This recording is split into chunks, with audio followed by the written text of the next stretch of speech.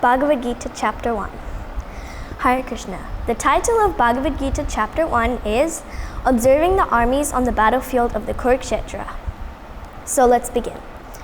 Om Jnana Timirandasya Gyananjana Shalakaya Chakshu Unmilitam Yena Tasmai Shri Gurave Namaha Jai Shri Krishna Chaitanya Prabhu Nityananda Shri Advaita Gadadhar Shivasari Gaur Bhaktivinoda. Hare Krishna Krishna Krishna Hare Hare Hare Ram Ram Ram Hare Hare. So, as I said in the overview, Bhagavad Gita has 18 chapters and 700 verses.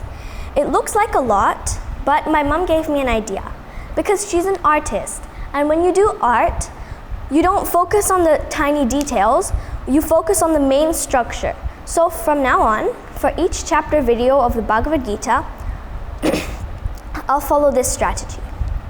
First, we'll pay attention to the title of the chapter, then the main topics of the chapter, and finally the connection between this chapter and the last chapter. So, the Bhagavad Gita is part of the Mahabharata, and it was just as the great Kurukshetra war was about to begin when Krishna spoke the Bhagavad Gita to his dear friend and devotee Arjuna. So the Kurukshetra war was the greatest war in the world, and it took place between the two sets of cousins, the Pandavas, the sons of Pandu, and the Kauravas, the sons of Dhritarashtra. So the Kurukshetra war took place because Duryodhana tried to take over the Hastinapur throne from the Pandavas by unfair means. He tried to murder them, he cheated them in a gambling match, and when the Pandavas lost the gambling match, they were sent to exile, and when they came back from the exile, the Kauravas wouldn't even offer them any land back. So the war began. The title of this chapter is Observing the Armies of Kurukshetra. So who is observing the armies of Kurukshetra? First, there's the blind king Dhritarashtra. And since he's blind, his secretary, Sanjaya, is describing everything that is happening to Dhritarashtra. So, how is he narrating everything that's happening in Kurukshetra when he's sitting far away in a palace in Hastinapur? Well, Sanjaya, he has a special benediction that he can see anything that is happening anywhere. So he's narrating the battle of Kurukshetra to Dhritarashtra. So starting from the very beginning of chapter 1, we find a description of the armies assembled. The first 20 verses consist of a brief description of the armies.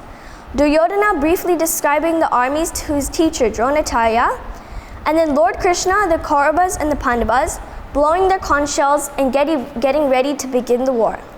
And Arjuna seated in the chariot with the flag marked with Hanuman, and Hanuman is a symbol of victory that indicated the victory of the Pandavas. Then from verses 21 to 25, Arjuna commanded his charioteer to place the chariot in between the two armies. And who is his charioteer? Krishna himself, the Supreme Personality of Godhead.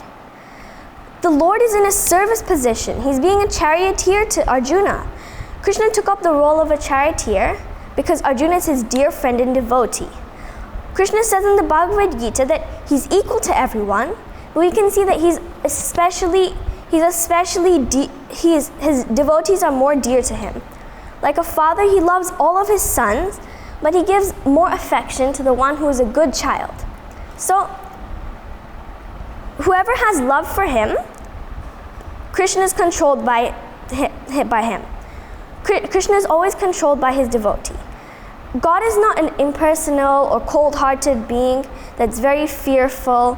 He's a very sweet, intimate, and loving person. So Arjuna commanded his charioteer Krishna, "Please draw my chariot between the armies. I want to see who is there on the opposite side." So this verse 21, we can see Arjuna's hesitation. He knows who will be on the opposite side of the army. He knows who he's going to fight, but he still wants to see one more time. So what did Krishna do? He placed the chariot right in between the armies, and he told Arjuna, "Just behold Partha, all the Kurus assembled here."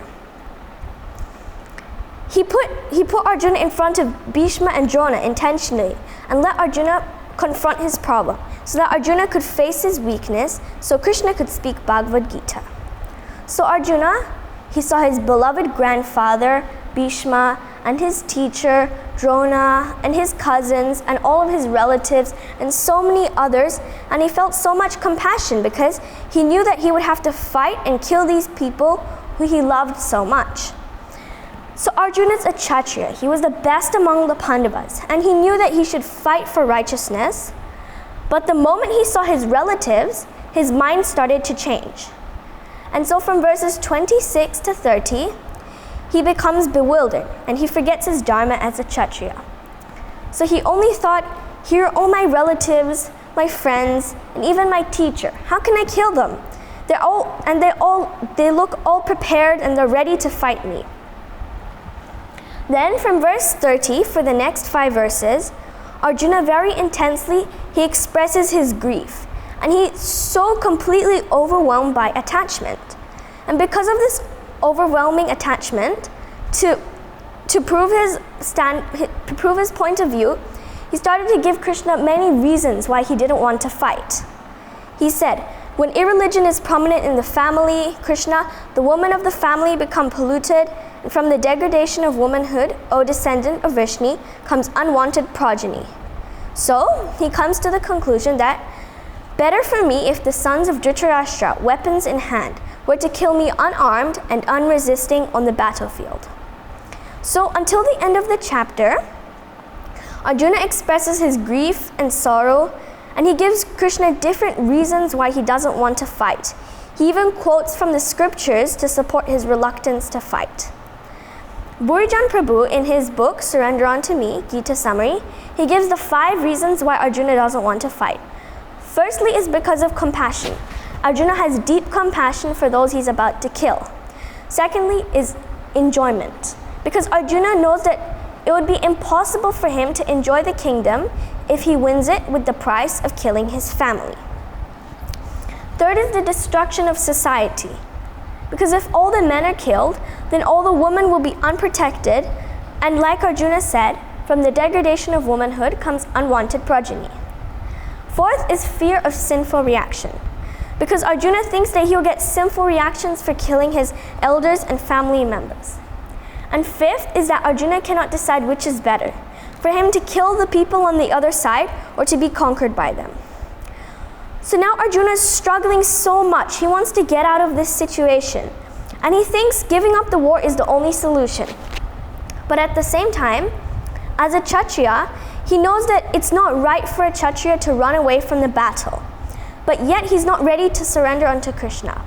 So out of stress and frustration, he drops his bow and arrow and he sits on the chariot with his head in his hands.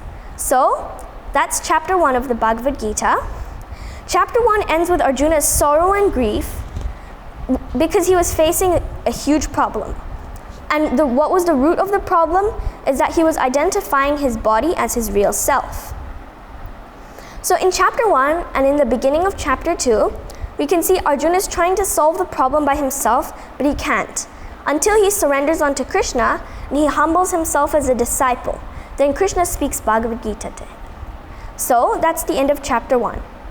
Let's quickly revise. So the main topics of chapter 1 are the descriptions of the armies of Kurukshetra from text 1 to 20. Then Arjuna asks Krishna to drive his chariot between the armies, text 20 to 25. Arjuna's sudden change of mind from 26 to 28. And finally, Arjuna's grief and lamentation, text 29 until the end of the chapter. So the main topic of chapter 1 is Arjuna's grief. More than half of the chapter is Arjuna's lamentation. If we can remember one key phrase for the whole chapter, it would be Arjuna's grief. So we'll go on to the second chapter and we'll see what Krishna says, because Prabhupada says that Bhagavad Gita actually starts from the second chapter because that's where Krishna starts to speak. Hare Krishna.